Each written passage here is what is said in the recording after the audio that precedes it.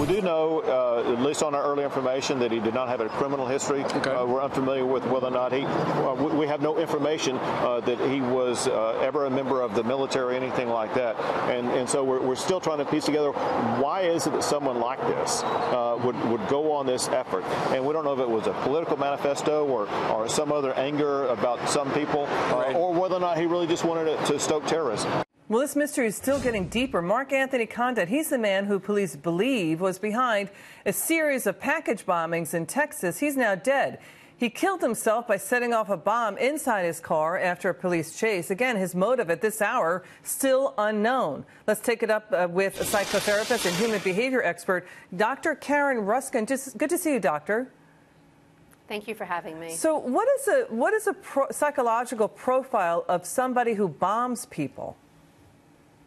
So the research has shown when it comes to serial, we're looking at bombing, whether it's killing, harming, bombing, serial. The concept is that somewhere there is a void within this person, and they believe that this action will correct whatever the problem is that they are experiencing. We don't know what the problem is that they're experiencing, but they believe this action will correct the problem. What is a problem usually?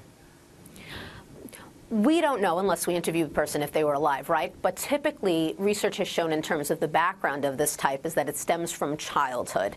Now, there's a debate in the mental health industry as to whether this is nature or nurture, or a combination platter of both. So is it nurture in terms of your childhood, your upbringing? Much research has shown that a lack of love, that there is some type of drug abuse in the family, abandonment issues, but in some cases that's not the case, and then you wonder, of course, is this a situation of rather nature, where do you have a genetic predisposition towards this type of behavior? That's interesting. Psychopathy, diagnosis such as that, where that has proven very much so to show in terms of this type of behavior. It's an act of rage and anger. I mean, here's a little of his background.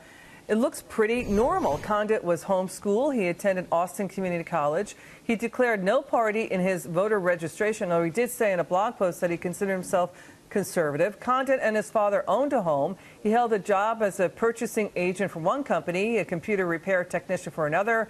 He was fired from his computer job in August. So what do you glean from all of this, doctor? That's what's so frightening about it, and that's what has psychotherapists and psychologists, all mental health experts alike, talking about this.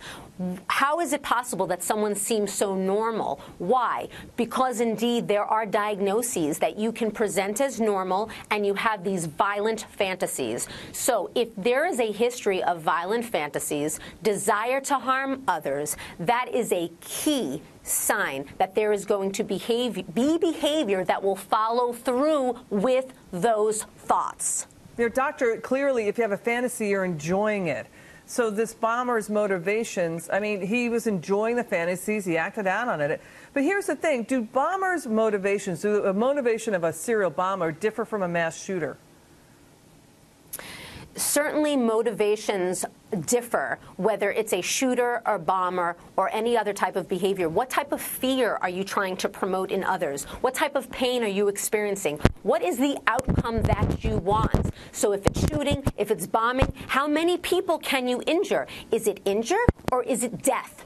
What is it that you want? Yes, indeed, the motivation matters in terms of the type of equipment a person uses in order to inflict this type of trauma towards others. Dr. Ruskin, great to see you. Thank you so much for coming on. We really appreciate it.